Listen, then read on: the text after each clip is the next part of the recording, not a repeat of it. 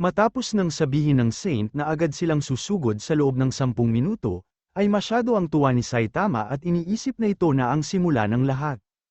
Iniisip nga din niya na isa-isa niyang papatayin ang mga kalaban, lalo na si Nieting at ang bagong hari. Samantala sa campsite naman ng Dragnet and Snare, ay sinabi ni Mingyo na nag-umpisa ng gumalaw ang hukbo ng mga kalaban, sinabi nga din niya na nasa 40,000 ang kasalukuyang patungo sa kanila, kaya kailangan na nilang maghanda.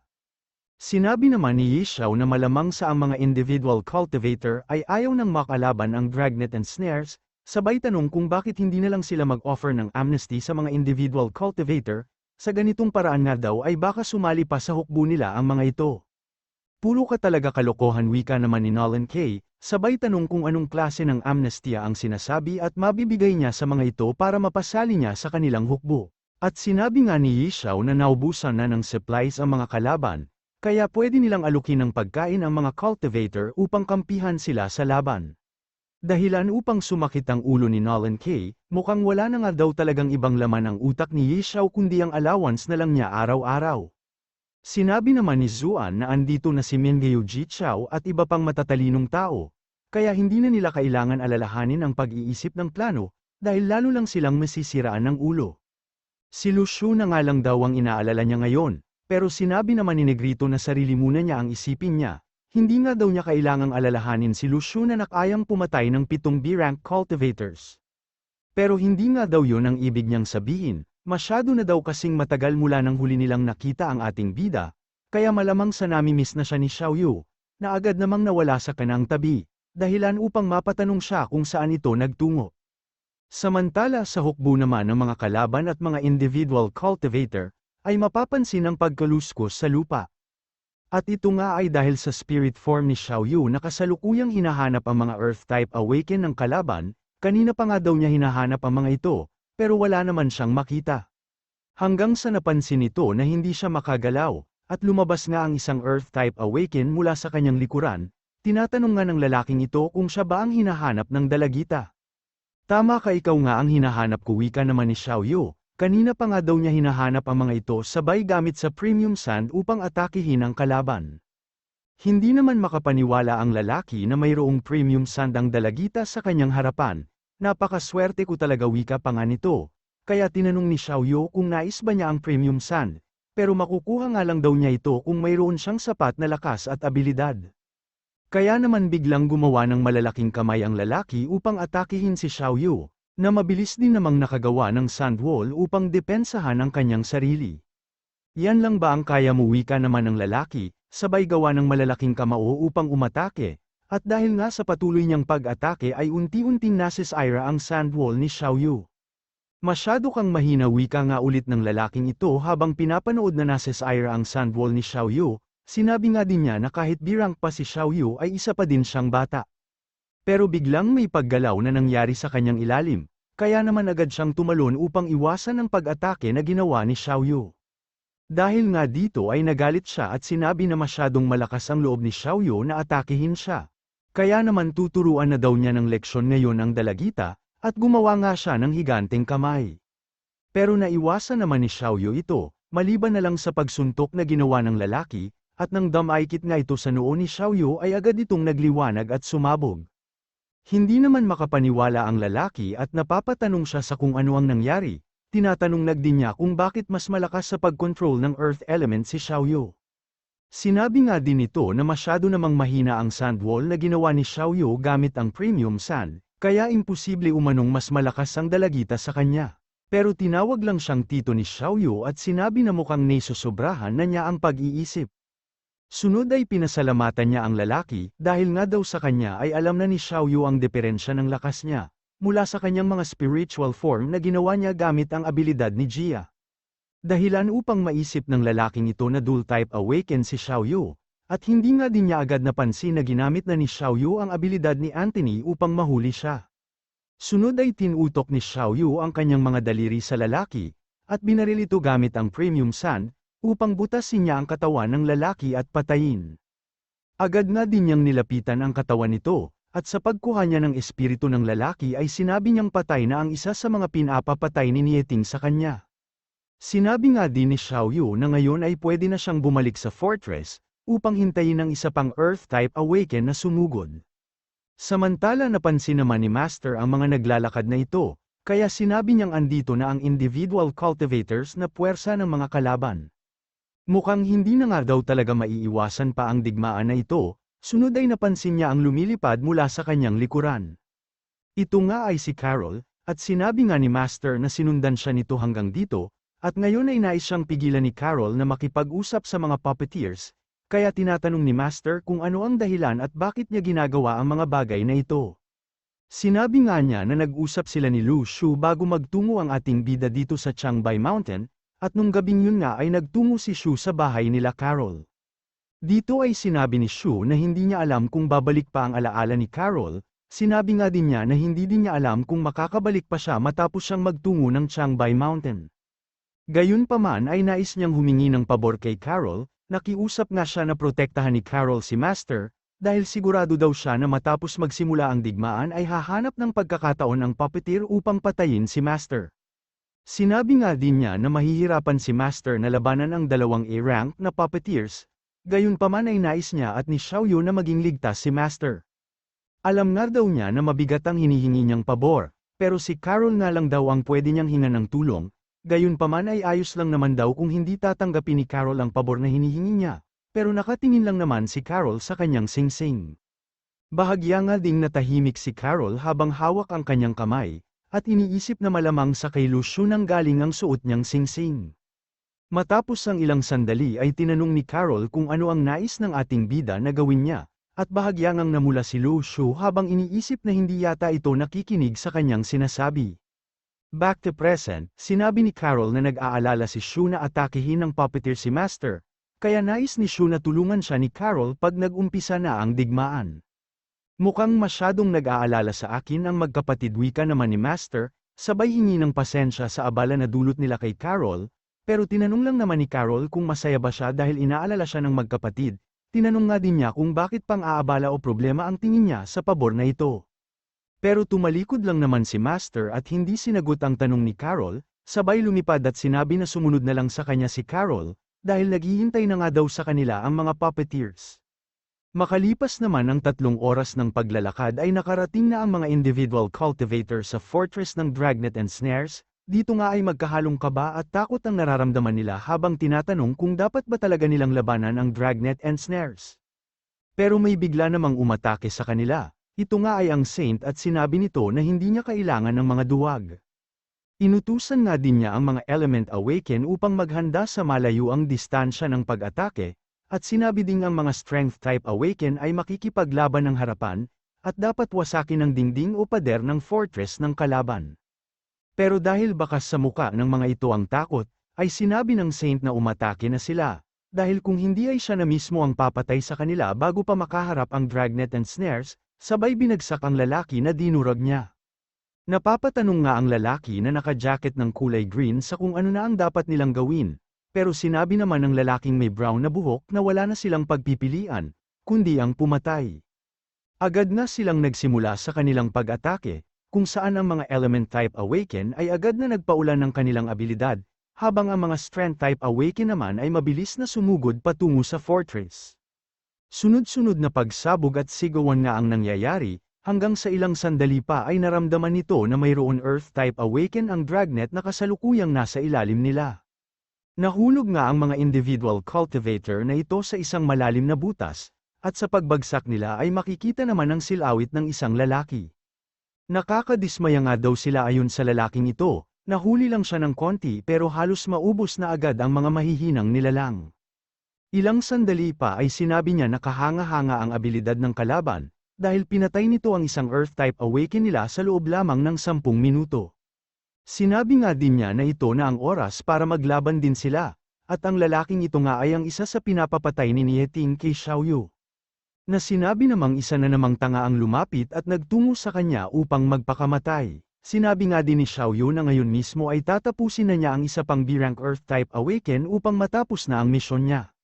Sa pagpitik nga niya ng kanyang daliri, ay agad na balot ng premium sand ang lalaking ito, na napapatanong na lang sa kung paano ito nangyari, at kung bakit hindi niya mapasunod ang buhangin sa paligid niya. Sinabi naman ni Xiaoyu na normal lang ito, dahil mas malakas ang earth element o espiritu niyang earth type awaken. Agad namang nakilala ng lalaking ito ang mga espiritu sa tabi ni Xiaoyu. Sinabi nga din niya na sila ang mga B-rank cultivators na nawawala, sabay tanong kung siya ba ang demonyo na gumagamit ng soul capturing skills. Pero wala naman ng oras si Xiaoyu upang kausapin pa ang lalaki, at agad nga niya itong pinatay. Matapos nga niyang patayin ito ay sinabi ni Xiaoyu na sayang ang kanyang espiritu, pero wala na nga daw bakanteng slot na pwede niyang paglagyan nito.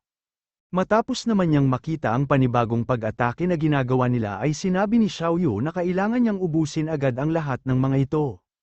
Habang patuloy naman sa pag-absorb ng mga elemental skills ng kalaban si Zuan, ay tinatanong niya si Negrito kung bakit tila mas madami pang kalaban ang parating. Pero sinabi lang naman ni Negrito na nagtungo si Xiaoyu sa kanila upang tulungan sila, nasa ilalim siya ng lupa wika nga din nito. Dahil nga sa pinapangunahan na ni Xiaoyu ang kanilang pag-atake, ay sinabi ng mga ito na hindi sila dapat magpadaig sa dalagita.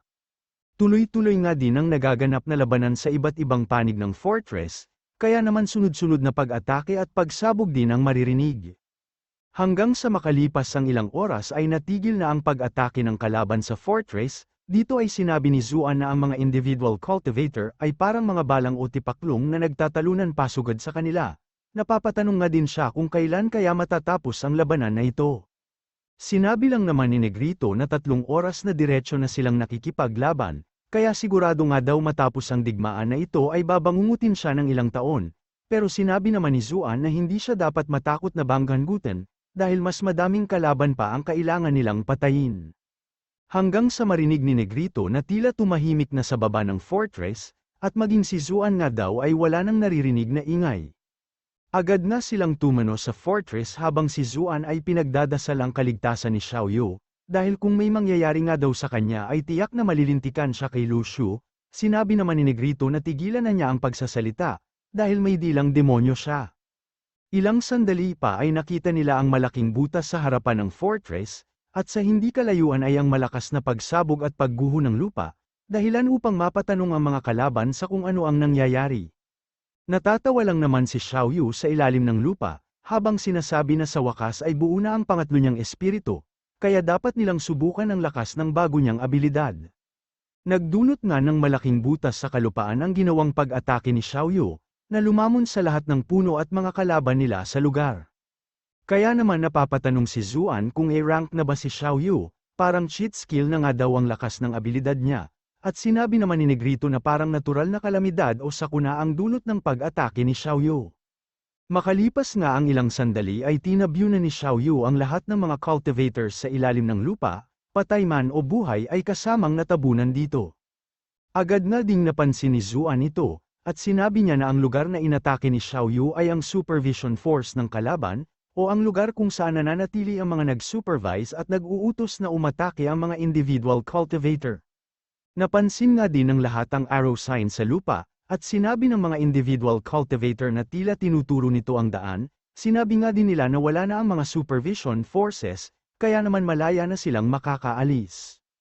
Nagulat nga si Zuan nang biglang may tumalon sa kanyang tabi, at sunod-sunod pang ang individual cultivator ang nagtatalunan palabas ng kanilang fortress, upang makatakas at iwas na sa labanan. Dito ay sinabi ni Zuan na malamang sa inaatake ni Xiaoyu ang supervision forces ng mga kalaban, upang makatakas ang mga individual cultivators at mabawasan ang kanilang mga kailangan labanan. Bingo wika naman ni Xiaoyu, na may oras pa nga daw na gumamit ng emoji sa pakikipag-usap, kaya lalong namamangha si Zuan sa kanya. Habang patuloy ngang tumatakas at tumatakbo palayo sa labanan ang mga individual cultivator, ay sinabi ni Mingyo na malaking bagay ang pag-alis ng mga ito, dahil siguradong sasakit ang ulo ng mga malalaking organisasyon. Sinabi naman ni Ji Chao na nauunawaan na niya ngayon ang mga sinabi ni Nieting sa kanya, dahil nakikita niya ang magkapatid na malaki ang naitutulong sa kanila sa digmaan na nagaganap, kaya naman hindi na din daw siya makapaghintay na makabalik si Lu Shu. Samantala naghanda namang umatake ang lalaking may berdeng buhok, sa mga individual cultivator na tumatakas, pinapatigil nga niya sa pagtakbo ang mga ito, habang tinatanong kung sino ang nagpahintulot sa kanilang umalis. Inuutusan nga din niya na bumalik ang mga individual cultivator, upang magpatuloy sa pakikipaglaban sa mga dragnet and snares. Pero nagulat na lang ito nang biglang magkaroon ng buhawi na gawa sa buhangin. Ito nga ay kagagawa ni Xiao Yu na sinasabing masyadong mabagal sa pagtakbo ang mga individual cultivator. Mukhang kailangan pa nga daw niyang alalayan ang lahat ng mga ito upang tuluyan silang makaalis. Muli namang tumakbo ang mga individual cultivator habang napapatanong kung saang direksyon sila dapat magtungo, at gumawa nga ulit ng sign si Xiao Yu, sabay sinabi na sundan lang nila ang instructions niya. Duda pa nga ang ibang individual cultivators nung una, kaya naman tinanong ni Xiao Yu kung mga lasing ba sila at kung bakit ang babagal nila. Kaya nasabi din niya na sila na ang mga pinakawalang kwenta na cultivators na tinulungan niya. Wala naman ang nagawa sila Zuan kundi panuuri na lang ang lahat ng ginagawa ni Xiao Yu, at maging si Negrito ay wala na ding masabi kundi puro papuri sa dalagita. Hanggang sa bigla namang dumating si Tandang Bailey, at tinanong nga sila sa kung ano ang tinitignan nila. Sinabi nga din niya na nais niyang makita ang tinitignan nila. Kaya naman mabilis na inabot ni Zuan ang binoculars kay Tanda, habang sinasabi na pinapanood nila ang mga kamangha-mangha na ginagawa ni Xiao Yu. Matapos namang makita ni Tandang Bailey si Xiao Yu, ay sinabi niya na dapat pala ay ginawa na niya ang lahat dati upang maging estudyante si Xiao Yu, di sana daw ay mayroon ng maipagmamalaki ang pamilya nila ngayon, at tinamaan nga si Zuan. Samantala maging itong sila Mingyu ay walang magawa kundi panuuri na lang ang lahat ng ginagawa ni Xiao Yu. At sinabi nga ni Ji Chao na abala ang lahat ng malalaking organisasyon ngayon dahil sa mga tumatakas na individual cultivator. Tinanong nga din niya kung hindi ba nila dapat samantalahin ang pagkakataon na ito upang umatake. Pero sinabi naman ni Mingyu na hindi pwede at hindi nila kaya, wala nga daw silang sapat na tauhan. Isa pa ay pwede din silang maipit pag muling napasunod ng mga malalaking organisasyon ang mga individual cultivator.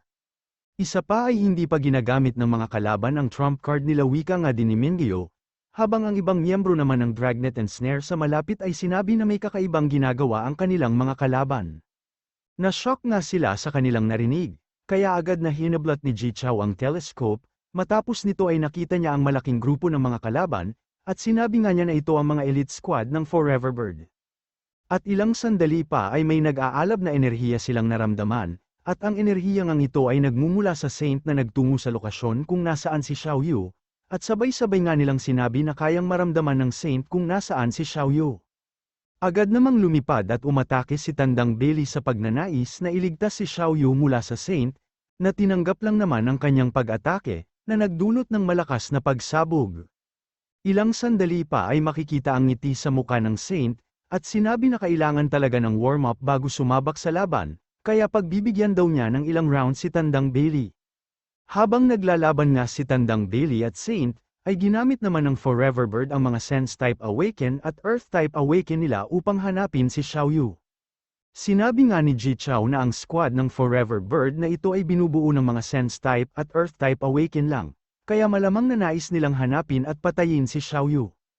Masyado naman ang pag-aalala ni Mingyu kay Xiao Yu, dahil sigurado nga daw na malaking parte ng kapangyarihan niya ang kanyang nagamit nang gumawa siya ng malaking butas. Hanggang sa bigla namang nagtungo sa kanila si Zuan na napapamura, sinabi nga niya na daan-daang Earth-type Awaken ang lumulubog sa ilalim ng lupa, at sinabi din na sa lokasyon ni Xiao Yu sila nagtutungo.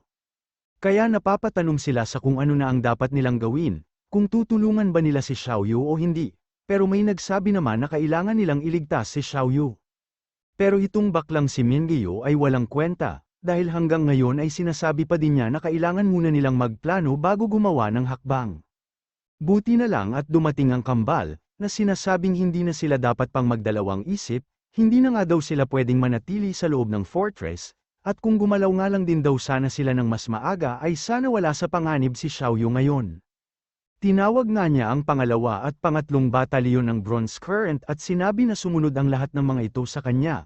Pero itong si Ji Chao naman ay isa ding kabado, tinatanong pa nga niya ang kambal kung sigurado na ba sila. Dahil nandun nga daw ang mga malalakas na cultivator ng kalaban, kaya masyado daw mapanganib ang gagawin nila.